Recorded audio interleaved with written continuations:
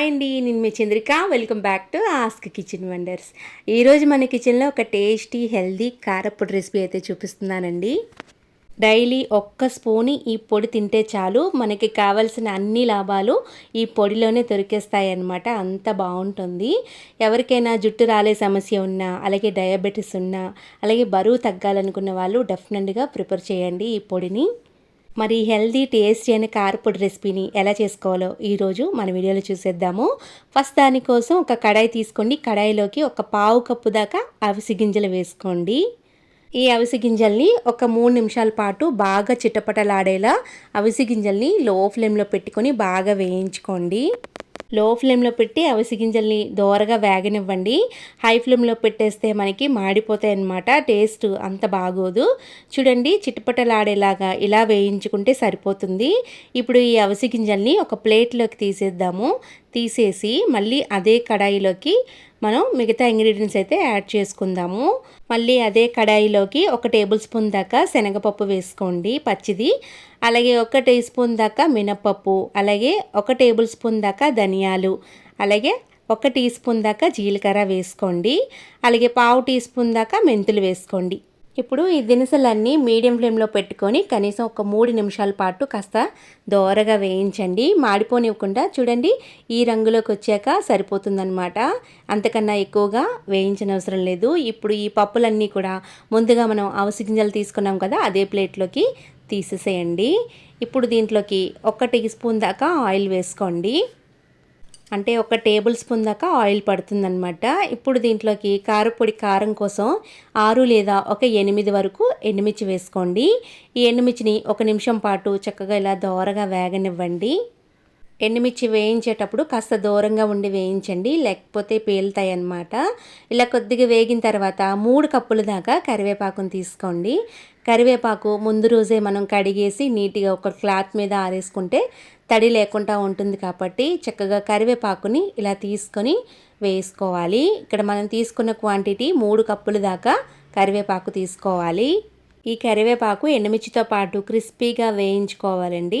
కనీసం లో ఫ్లేమ్లోని ఒక 5 నిమిషాల పాటు ఆకు చాలా క్రిస్పీగా అయ్యేంత వరకు బాగా వేయించుకోండి.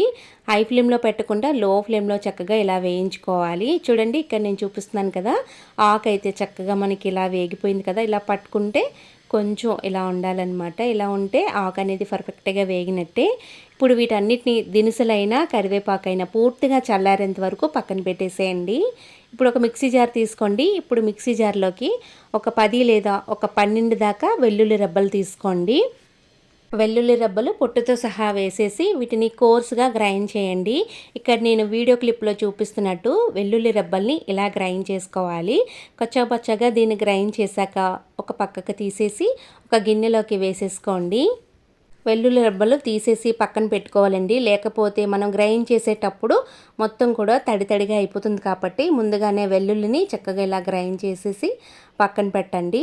ఇప్పుడు అదే మిక్సీ జార్లోకి మనం మిగతా ఇంగ్రీడియంట్స్ అయితే యాడ్ చేసుకొని గ్రైండ్ చేస్తామన్నమాట.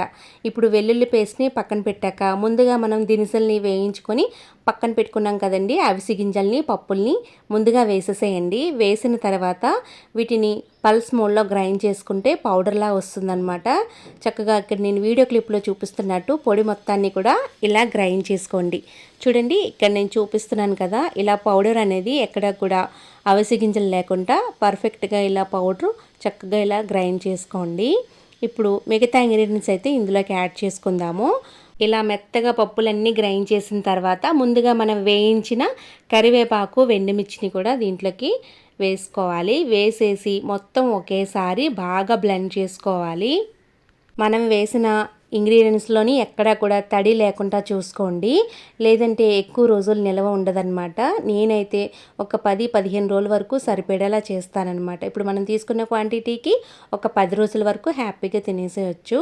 ఇలా మొత్తం అన్నీ కూడా వేసేసిన తర్వాత దీంట్లోకి పావు టీ స్పూన్ దాకా పసుపు, అలాగే 1/2 టీ స్పూన్ దాకా ఉప్పు, అలాగే కొంచెం ఇంగువ ఒక పావు టీ స్పూన్ దాకా వేసుకోండి.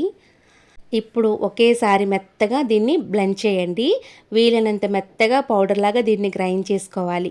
చూడండి ఇక్కడ నేను వీడియో క్లిప్లో చూపిస్తున్నాను కదా, మొత్తం కూడా ఆకులు కానీ ఎండుమిర్చి కానీ అలాగే అవిసె గింజలు కానీ ఎక్కడా కూడా లేకుండా ఇలా మెత్తని పౌడర్ లాగా గ్రైండ్ చేసుకోవాలి. ఇలా గ్రైండ్ చేసుకున్న తర్వాత ఈ పౌడర్ మొత్తాన్ని కూడా ఒక ప్లేట్లోకి తీసేద్దాము. తీసేసి ముందుగా మనం దంచి పెట్టుకున్న వెల్లుల్లిని దీంట్లో కలుపుకోవాలన్నమాట. మనం వేసిన దినుసులు కానివ్వండి, కరివేపాకు, ఎండుమిర్చి కానీ పూర్తిగా చల్లారిన తర్వాతే మనం గ్రైండ్ చేసుకోవాలి, లేకపోతే గడ్డలు గడ్డలుగా వచ్చేస్తుంది. పూర్తిగా చల్లారిన తర్వాత గ్రైండ్ చేసుకుంటే పౌడర్ అనేది ఇక్కడ నేను చూపించినట్టు చాలా ఫైన్గా వస్తుందన్నమాట. ఇప్పుడు చివరిగా మనం దంచి పెట్టుకున్న వెల్లుల్లిని ఈ పౌడర్లోకి బాగా స్మాష్ చేసుకుంటూ పౌడర్ మొత్తానికి కూడా బాగా కలిసిపోయేలాగా బాగా కలుపుకోవాలి. ఇక్కడే మీరు ఒకవేళ ఉప్పు కానీ తగ్గితే ఇక్కడ ఉప్పుని యాడ్ చేసుకోవచ్చు అనమాట. నాకైతే కరెక్ట్గా సరిపోయిందండి. అంతే, ఎంతో టేస్టీ అయినా హెల్దీ అయినా ఈ కారపొడి రెసిపీని మీరు కూడా ట్రై చేయండి. ఆరోగ్యానికి చాలా మేలు చేస్తుందండి. కరివేపాకులో ఎన్నో హెల్త్ బెనిఫిట్స్ ఉంటాయి కాబట్టి డైలీ మనం ఒక్క ముద్దలోని 1 టీ స్పూన్ దాకా వేసుకొని తింటే మనకు కావలసిన లాభాలన్నీ చక్కగా వచ్చేస్తాయండి. ఈ కారపొడిని 10-15 రోజుల వరకు ఒక డబ్బాలో వేసుకొని స్టోర్ చేసుకుంటే నిల్వ కూడా ఉంటుంది. అండ్ టేస్ట్ కూడా ఫస్ట్ రోజు మనం ఎలా అయితే ఉంటుందో అలాగే చివరి రోజు వరకు కూడా చాలా ఫ్రెష్గా ఉంటుందండి. ఎక్కువ క్వాంటిటీలో చేయాలనుకున్న వాళ్ళు డెఫినెట్గా కొలతలు అనేవి ఎగ్జాక్ట్గా ఫాలో అయ్యి ఈ కారపొడి రెసిపీని అయితే ట్రై చేయండి. అలాగే డెలివరీ అయిన తర్వాత బాలింతలకు కూడా ఈ పొడి వేసి అన్నంలో కలిపి తినిపిస్తారండి. చాలా చాలా మంచిదన్నమాట వాళ్ళకి. నచ్చిందా మరి? నచ్చితే డెఫినెట్గా మీరు కూడా ట్రై చేసేయండి. ట్రై చేశాక మీకు ఎలా కుదిరిందో నాతో కింద కామెంట్ సెక్షన్లో కామెంట్ కూడా చేయండి. మరిన్ని టేస్ట్ అండ్ సింపుల్ రెసిపీస్ కోసం మన ఆస్క్ కిచెన్ వండర్స్ ఛానల్ని తప్పకుండా సబ్స్క్రైబ్ చేయండి. Thanks for watching.